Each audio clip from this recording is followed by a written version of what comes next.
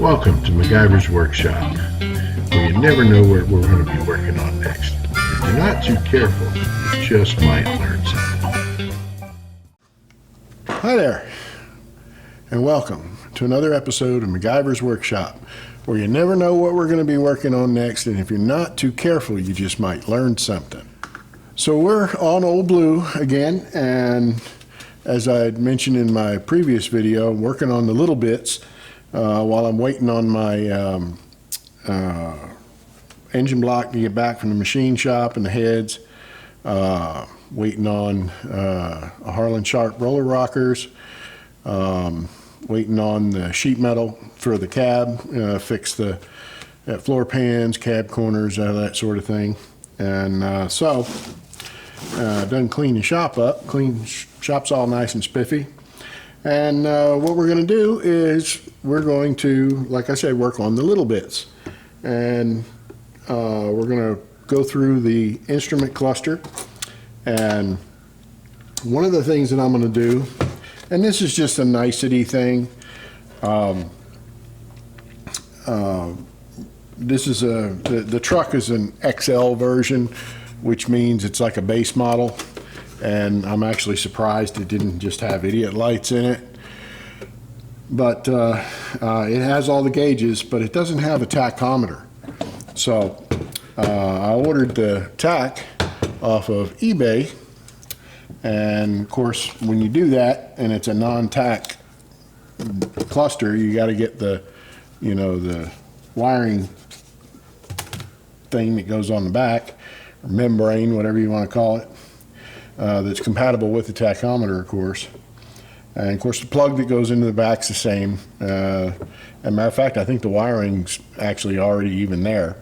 So, but not 100% on that. I'll find out when I go to wire the truck up. But so we're going to pop the tach in here, and then we're going to go ahead and repaint all the gauge needles. And for that, we have the fluorescent model paint a la Testers.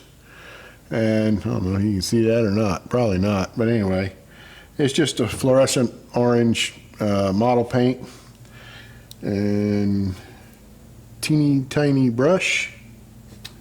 You can get that. You can get these. I got these at Lowe's. They're cheap. They're good enough for what we're going to be doing. I wouldn't paint a Rembrandt with them, but. And then this I got at Hobby Lobby. I think it was like, I don't know, 89 cents or $1 or something like that. And then the other thing we got is LED bulbs from Super Bright LEDs to backlight the dash. And we're going to get the, look at me being clumsy. We're going to get the white gauge faces to match the white gauge face that we put in, or the white overlay that we put in the HVAC control head. And then I gotta do a shout out here to eBay seller Eric Wilkinson. I don't think he's a huge eBay seller. I think he just has a line on all kind of odd, different, weird car parts. And he had the tach, and he had the membrane to go on the back. And I mean, it's a great deal, man. I mean, I got it, I think I ordered it. I mean, it became really, really fast, in other words. So, real happy with it. I didn't get ripped off. So there you go. And so thank you, eBay seller Eric Wilkinson. And we're going to carry on here. And then what other thing we're going to do here too, I should add, is we will polish this plastic lens cover here. You saw how we did that in the HVAC control head video, where we initially we used the, you have to use the varying degrees of sandpaper and stuff, but this we're just going to need to do a straight polish because it's not chalky or anything like that. So the plastic polish and the little cushy sponge buffy thingy will take care of that and have this thing looking brand spanking new. And we'll clean everything up because it's got all dust spooge in it, and you know, just 40 years of ick on it. You know, it's naturally occurring, you know, nothing major. So let's get started. So I'm going to get started by disassembling the instrument cluster. And on this vehicle, you got a 1/4 inch here to get the plastic lens off, or the clear plastic lens.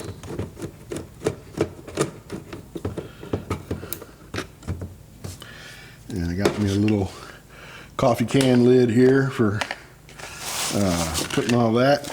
Got me some paper for later when I'm getting ready to paint the gauges. Not that it's really going to matter because I'm going to have the white gauge faces laid over it, but yeah, you still want to be careful anyway. You don't want to make a mess.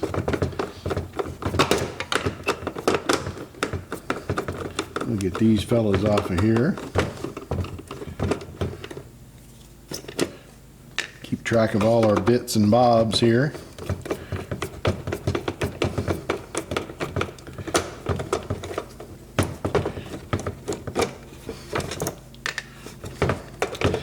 These LEDs, these LED bulbs, you can get like all kinds of different, there's all kinds of different levels or LED replacements for these.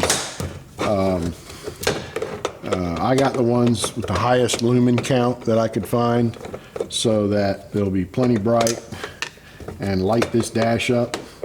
As there's one thing that these old Ford dashes lacked, and that was good lighting on the instrument panel because,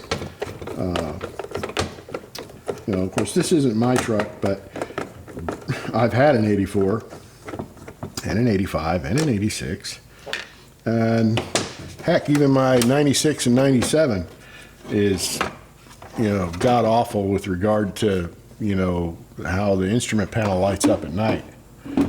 Now we want to be careful with this, and of course especially careful after we get done polishing it.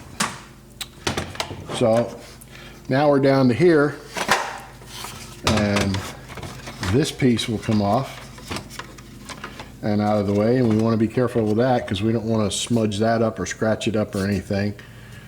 And we'll set that over there.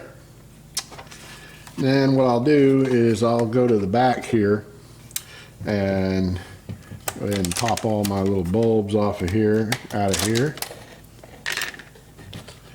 There's a total of 11 bulbs for this one because it's 4-wheel drive, but with regard to the wiring piece back here, there's only 10 because the 4-wheel drive is here and that's not on there, so that has its own just direct wires going to it.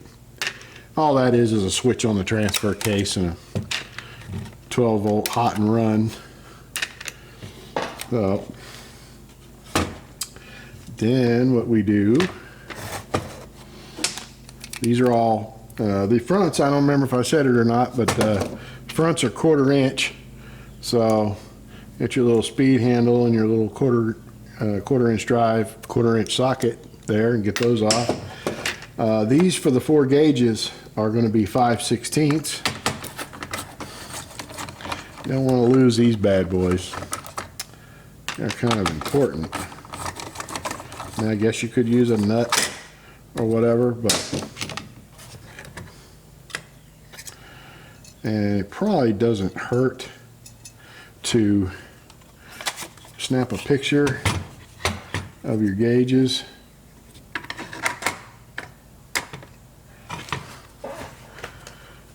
In case you're like me, I'm getting old.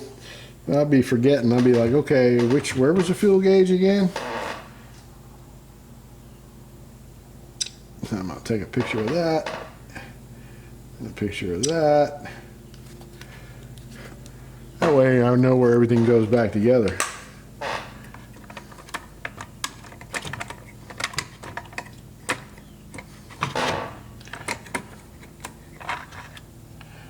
And we want to be, like I said, real careful with all this stuff.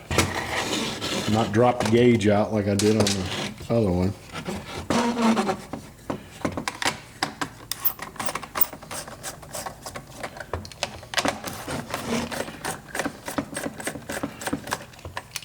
Cool thing is I have, I actually have 2 other instrument clusters.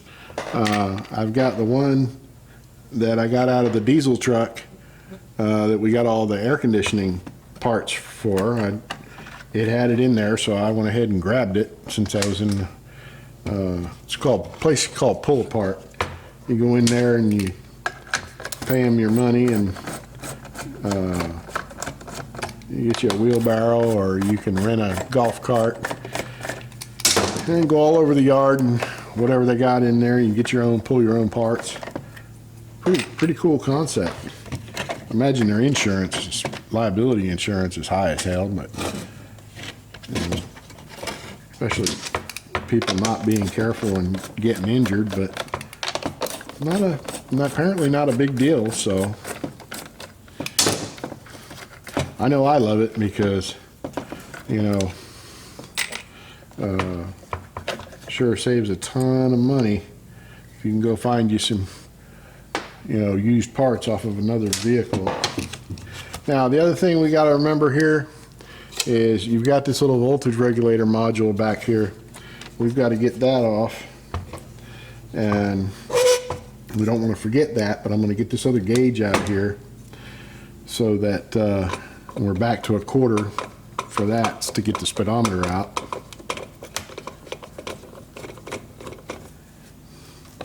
And again, we want to be careful. We don't want to drop it, bend the needles or anything like that.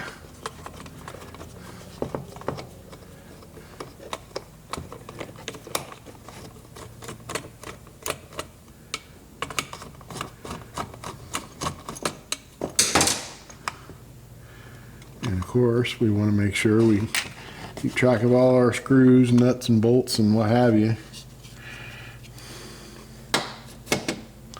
And we'll set this over here out of harm's way.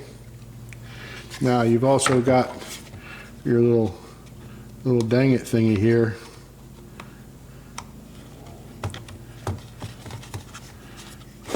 It's kind of a rubber isolator kind of thing. And what that does is that just absorbs the vibration. You know, you got that metal speedometer cable whizzing around in there, and this kind of just dampens any resonance or what have you that might be coming through there. Okay. Now I'm going to take our, we want to be really gentle with this because especially, you know, this old, you know, plastic here, if it's perished, it's not bad. It's not really bad on this one, but you know, if you get a really old car or something and, you know, this plastic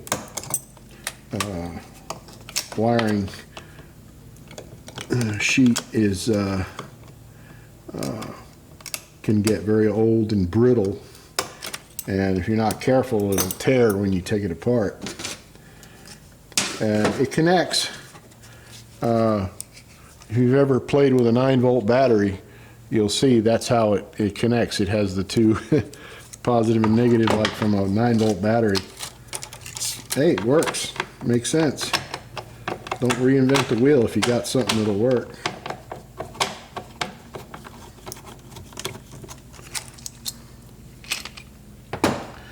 Okay. Now we'll get our thingy off of here. As you'll notice, this is where the tack is going to stick out back here. And there will be 4 additional these little spinning nuts here that will poke through here, and then we'll be going back with this one instead of this, and it'll have something that comes up over here and lays down and gets hooked to all that. That way you get all your electrics going. Because you got like a, you got 12-volt power feed, you've got your ignition pulse signal coming in from the distributor or the coil, And then I think you got a ground and something else. But I gotta hand it to Ford. They got a pretty good, they got a pretty cool system set up here. I was kind of freaking out a little bit at first when I got this tack. I was like, oh crap, is this a 6-cylinder tack, an 8-cylinder tack? But it doesn't matter, they're all the same. The only thing that's different is if it's a diesel or not. As they go up to a different RPM, and I think they're triggered differently, because obviously a diesel engine doesn't have a distributor or spark plugs or ignition coils or anything like that. And what it does is a terminal, one of the terminals either gets grounded or it doesn't, depending on how the truck is wired, with a 6-cylinder or an 8-cylinder. And I think the 6-cylinders ground one side of something or whatever, but anyhow, that's how it automatically can tell the difference. There's no switch on the back or dial or anything. All right, so we're getting close. I got a couple more screws here. If the truck had an automatic transmission in it, you know, with the column shift, your little cable and your little dial movie thingy would be coming in through here, but this is a manual transmission, and it's got the stick on the floor. So all they have kind of is just like a cover plate here. I don't know about y'all, but you know, there's lots of openings and places where dust can get in the instrument cluster, like right here, you know, and all that. And I try to seal all that stuff up. That way, you know, you don't get dust in there. All right, I'll put that over yonder. All right. And then the last thing we've got is this blank here that was for the clock, or a blank, or it could have been a clock. Some of them I think had a clock in there.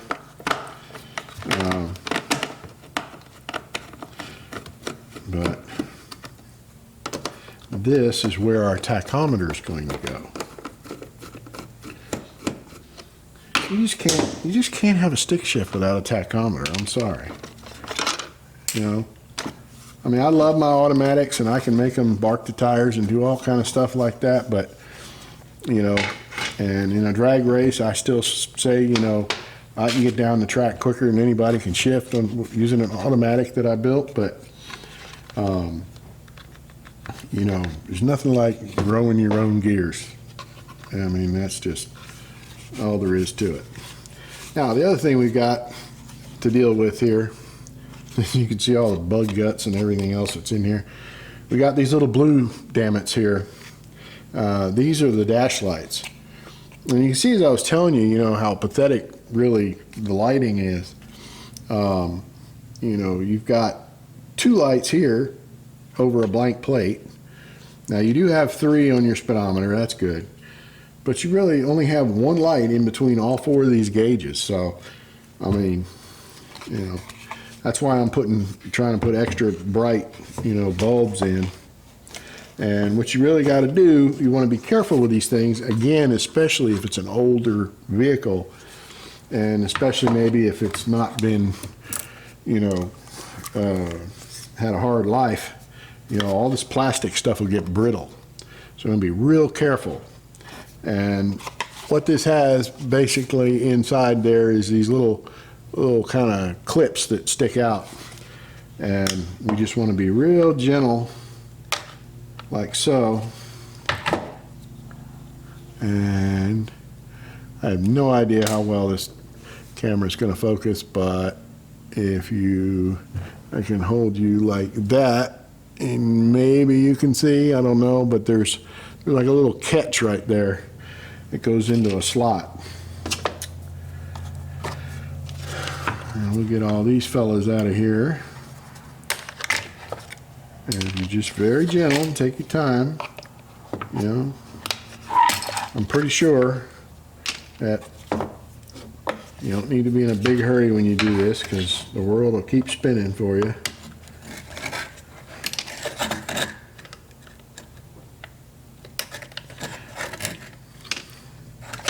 Now, you have some options here, by the way. You know, if you wanted to use colored LEDs and change the lighting in there and all that, you can leave these out and use your colored LEDs. You know, that's you know, one way to do it. But I'm going back in, we're restoring this and we want it back to relatively stock. So we're going to keep all these and we're just going to use some really super bright 194 LED bulbs. And I'll get to showing you those in here in just a minute. All right, so that's all done. And what we'll do is we'll bathe that and clean that up and get it looking nice and spiffy. Now about those bulbs. So these are the kind of bulbs that you're going to find in your instrument cluster here on this truck. And they use what's called a wedge-based bulb, and it's basically got a little glass wedge here, and there's, you know, one wire comes out and loops over this way, and then the other one loops over that way. That way it doesn't short out, and it works whether you put it in both ways or not. And then what we're going to go in with, there's all, like I said, there's all different kinds. If you go to superbrightleds.com and just search for 194, and that's what this is. Its part number is, or type is, a 194. Now the ones that I've got are in a glass envelope and they look just like a 194, except they got a really big bright LED in it. And you know, one, that way you know it's going to fit. Sometimes you might have clearance issues, you know, with some of them, because some of them are kind of funky looking. They're like a cob style, you know, with a bunch of little LED chips on them. I didn't want to take any chances, so I know I'm going to work if it's in the same glass envelope that the 194 bulb is in. Now, we don't need these just yet, so I'm going to put this back in its little package here and set that aside.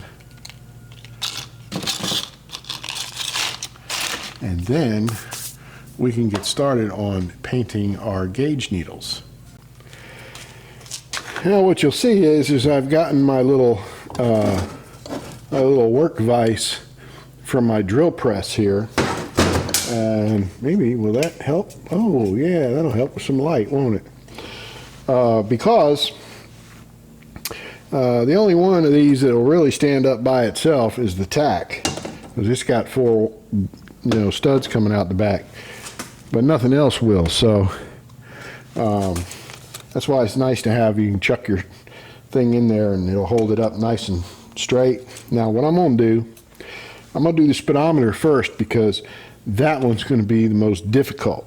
And the reason that's going to be the most difficult is because the needle has a little black, like little half moons or half circles on each side of the needle, and we're going to have to mask that off. And you know, if you're big and fat fingered like I am, then you know, that can be a challenge, working on little tiny bits and stuff like that. So now if you don't have one of these, then, and you got like a vise or something, you know, it's really not a big deal. I mean, you could use a piece of wood, like a 2x4 or something, and just drill the appropriate sized hole. Like, for example, this one, you know, you just drill a hole big enough for this to sit down in, you know, and, you know, like these little guys here, you know, they got their little stud thingies, so you can either cut a groove in the board to where this will lay down in there and hold it up and hold it steady for you like that. Or if you feel adventurous, drill your 2 holes, and that'll really hold it good and sturdy for you. But see, all these, even the tack, is easy because it's just a straight needle. Okay, what we're going to do is we're going to cut a piece of paper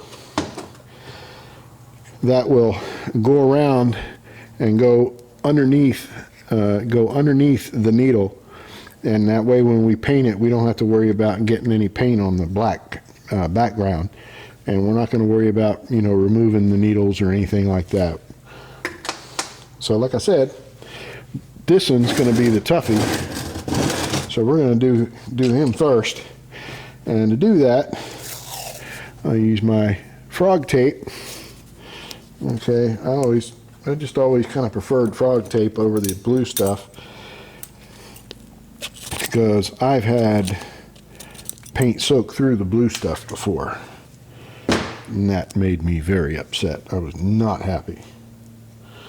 So what we're going to do, just cut us off a little bitty smidge like this. And what we want to do, okay, is we got our factory edge on each side of the tape. That's good and darn straight. So we will use that. And what I'm going to do is take this end here and go just like that. And because I'm blind, okay, I'm old and getting blind among other things, I'm gonna come over here. I'm going to bring my little magnifier light down here where I can get plenty of light on this and basically see what the heck I'm doing. And what we want to do is we want to very gently mask off any of that black. We don't want to get any paint on that.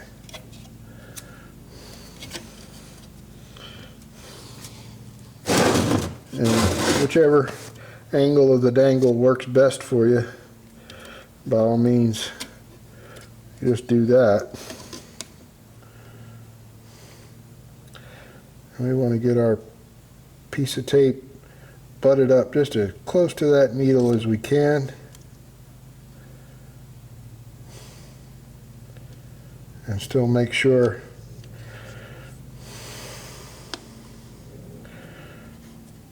you've got it covered.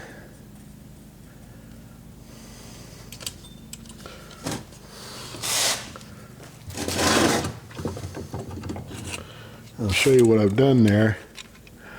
So you can see I've got the edge, the corner of the tape right up there at the edge of where that black piece is, and then coming back here, and then we'll trim this all off with the scissors later. But right now I just want to make sure I got it pressed down there really good. And now I'm going to come around and do the other side.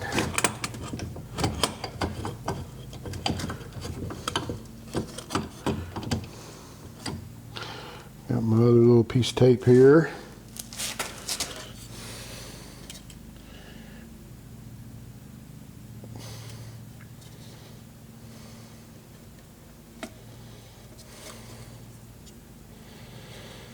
I'm going to make sure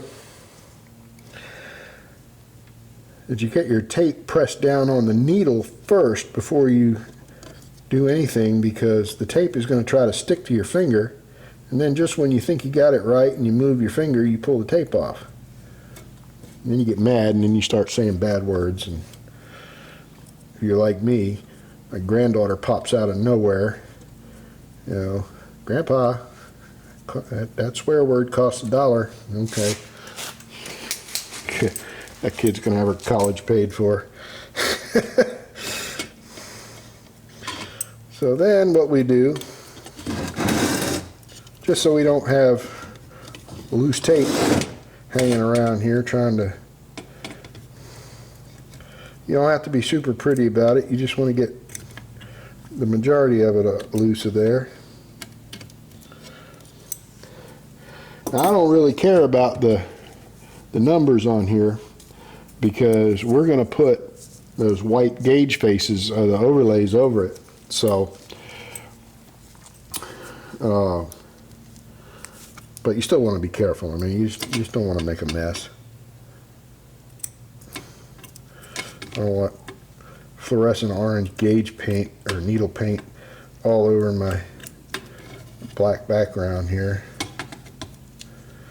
And if some of the tape gets pressed down and sticks to the black gauge face, then, well, you just get under it with your scissors or your screwdriver or whatever and lift it up.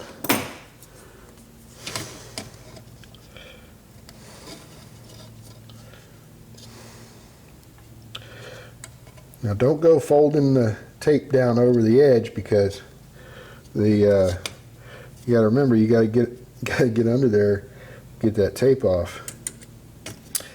And I screwed up. I got a little bit of black showing here. I got to redo that.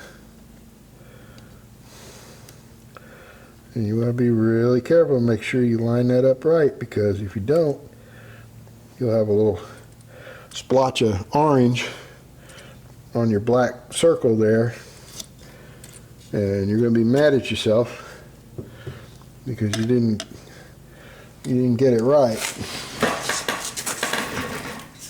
That's where it really helps having a magnifying glass, because, you know, even though you're blind like me, it's but even if you're not, you can really get down in here and see what you're doing.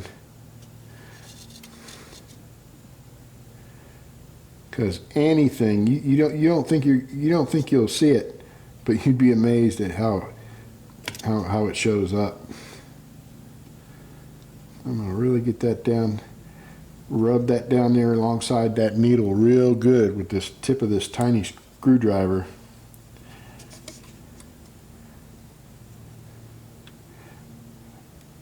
And you want to be gentle. You don't want to yak that needle around too much, because that's a very delicate meter movement right there.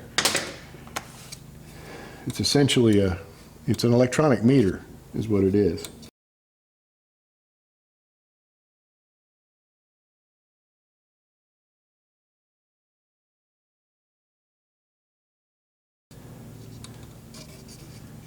And I believe the technical term for it is a galvanometer, if I'm not mistaken. I may be mistaken.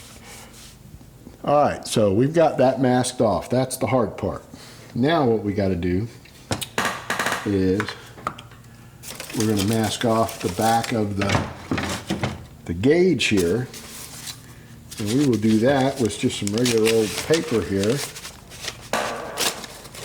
It's not like we're planning on spraying this thing or anything, but we do want to be careful. So what we're going to do is we're just going to kind of cut us a little, we're going to cut this to fit in here.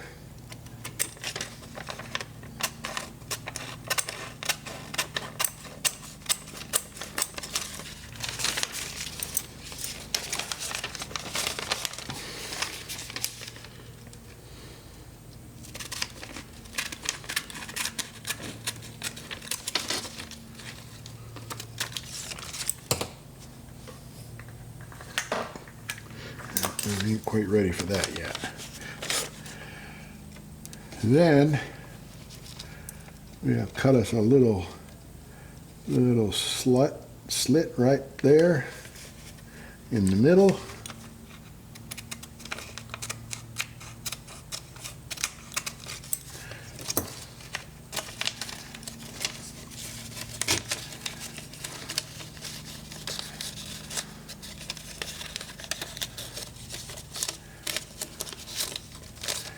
And just get that under there like so.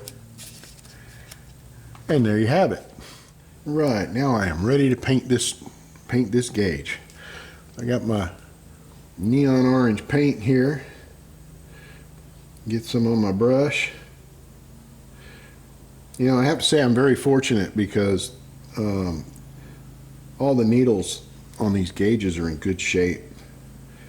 A lot of times they'll get cooked by the sun and they'll actually melt and they'll bend like this. And once that happens, it's pretty much done. There's not much you can do with it. And don't worry about putting all the paint in the world on your brush. Don't go crazy loading your brush up with paint. You can always put an extra coat on here if it's not, you know, not as orangey as you want it. And remember, of course, don't ever touch the needle after you paint it like that. You just leave it be.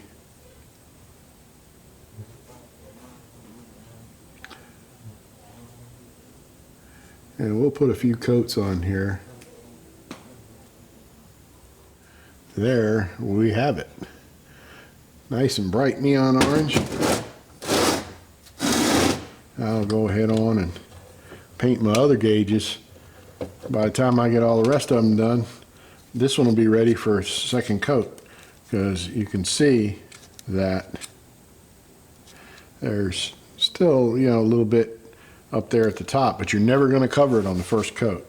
You gotta go ahead and get your first coat on there and leave it be. Let it kind of set up a little bit, and then go from there. All right, so the paint has set up enough to where I felt comfortable taking the sheets of paper out of there, but we're gonna let that paint dry real good, possibly even overnight, especially on the speedometer, because I have to peel off that green painter's tape right there.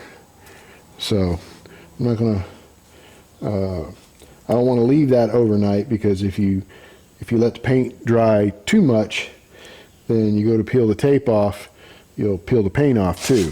So now what we're going to do here is our gauge or needle paint here has had plenty of time to kind of set up. So we'll go after it just with a pair of tweezers and pull away.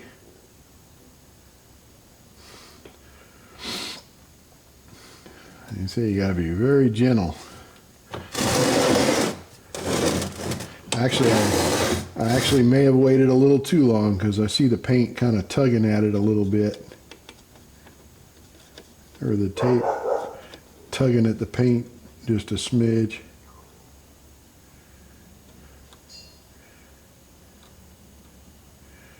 But we have success. So we got a good as new. Yeah, got us a good as new gauge there, or looking gauge anyway. And needle's all nice and bright and shiny now. So yeah, we're good.